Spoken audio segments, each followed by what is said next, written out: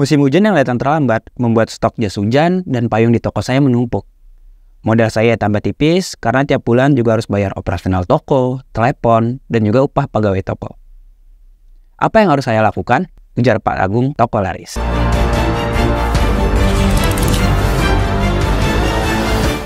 Assalamualaikum warahmatullahi wabarakatuh. Betul sekali nih Pak, musim hujan yang kali ini kita alami tidak seperti musim hujan di tahun-tahun kemarin. Kali ini, hujan memang sepertinya lebih jarang turunnya. Dan itu mengakibatkan modal Pak Agung tertahan di stok barang dan mengganggu arus cash flow. Bismillah, saya coba jawab ya Pak. Pertama, kita petakan dulu nih masalah yang ada di toko Pak Agung. Soal penumpukan stok akibat musim hujan yang terlambat datang. Kita perlu juga nih cari cara untuk segera mengeluarkan stok dari gudang. Agar segera ada pemasukan, sehingga modal Pak Agung tidak stuck atau tertahan di situ. Yang kedua, tentang pemantauan cash flow toko ke depannya. Kita perlu memantau dan tahu detail angka pemasukan dan pengeluaran. Kita perlu juga memastikan cash flow toko positif atau lancar, yaitu posisi di mana pendapatan bisa maksimal dan pengeluaran bisa ditekan serendah mungkin.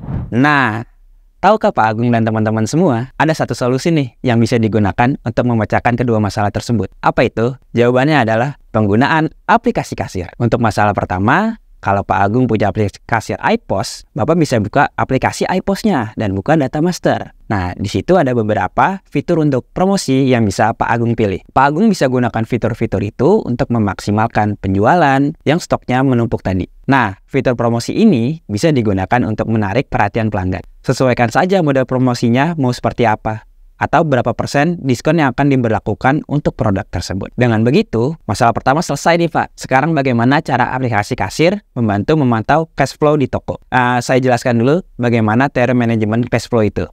Manajemen cash flow itu berisi 3 komponen utama, yaitu ada uang masuk, uang keluar, dan juga saldo kas. Nah, aplikasi iPos bisa membantu Pak Agung dan juga teman-teman semua memantau 3 hal itu tadi. Untuk cek uang masuk, aplikasi kasir itu nggak hanya dipakai untuk mencatat penjualan di toko saja, tetapi juga untuk mencatat piutang pelanggan ke toko. Bisa dipasang pengingat juga, supaya tidak terlupa untuk menagih. Pak Agung nanti bisa cek total uang yang masuk di toko, melalui laporan penjualan dan juga laporan piutang. Jadi, pemasukannya berapa bisa dimaksimalkan nih, karena dipantaunya lewat laporan-laporan tadi.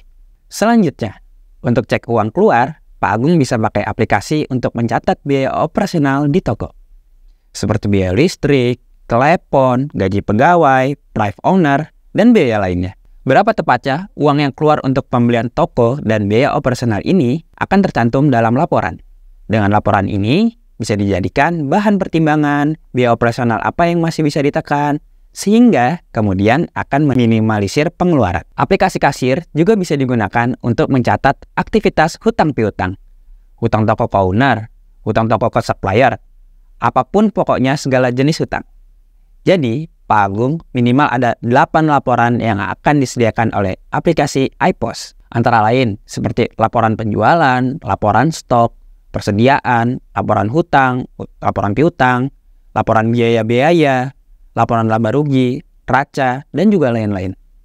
Tinggal klik saja dan laporan itu akan langsung tersedia di mana saja dan kapan saja tanpa bantuan seorang ahli akuntansi. Menariknya lagi nih, laporan yang disediakan iPos ini mudah sekali dibaca dan dimengerti oleh orang awam yang baru menggunakan aplikasi kasir. Pak Agung dan teman-teman nantinya akan bisa memantau cash flow dan laporan lainnya dan akhirnya bisa mengambil keputusan terbaik buat si toko.